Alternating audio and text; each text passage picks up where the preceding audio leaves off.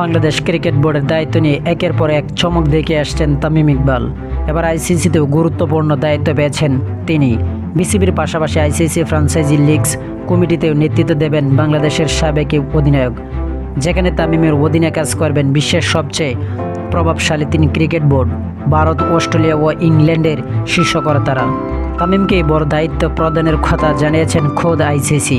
বিশ্বজুড়ে এখন ফ্র্যাঞ্চাইজি লিগের দাপট, তবে ক্রমশ বাড়তে থাকা এসব লিগের কারণে আন্তর্জাতিক ক্রিকেট ক্ষতিগ্রস্ত হওয়ার ঝুঁকিও তৈরি হয়েছে। সেই সাথে প্রশ্নের মুখে ক্রিকেটারদের সুরক্ষাও। এসব সার্বিক বিষয় নিয়ে কাজ করবে আইসিসি ফ্র্যাঞ্চাইজি লিগস কমিটি, যেখানে তামিমকে চেয়ারম্যান করা হয়েছে। বিসিসিআই সেক্রেটারি দেবজিৎ সাইকেও আছেন তামিমের নেতৃত্বাধীন এই কমিটিতে। এছাড়া আরও আছেন ক্রিকেট নাবিবের ডক্টর রুডি ভ্যান বুরেন, ইংল্যান্ডের অ্যান্ড ওয়েলস ক্রিকেট বোর্ডের প্রধান নির্বাহী রিচার্ড গোল্ড, ক্রিকেট অস্ট্রেলিয়ার প্রধান ডট গ্রিনবার্গ।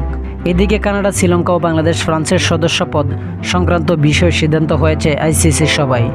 সংস্থাটি বাংলাদেশকে নিয়ে জানিয়েছেন, বাংলাদেশ ক্রিকেট বোর্ডের নবনির্বাচিত সভাপতিকে সংস্থাটির ফুল মেম্বার ডিরেক্ট হিসেবে স্বীকৃতি দিয়ে আসছে আইসিসি বোর্ড। তো আশা করি যারা টি স্পোর্ট গ্যালারি চ্যানেলটি সাবস্ক্রাইব করেন সবাই টি স্পোর্ট গ্যালারি চ্যানেলটি সাবস্ক্রাইব করবেন, এবং যদি ভিডিওটা ভালো লাগে লাইক অ্যান্ড শেয়ার কমেন্ট করবেন, এবং নতুন নতুন স্পোর্টস নিউজ পেতে আমাদের চ্যানেলটির পাশে থাকবেন। ধন্যবাদ সকলকে।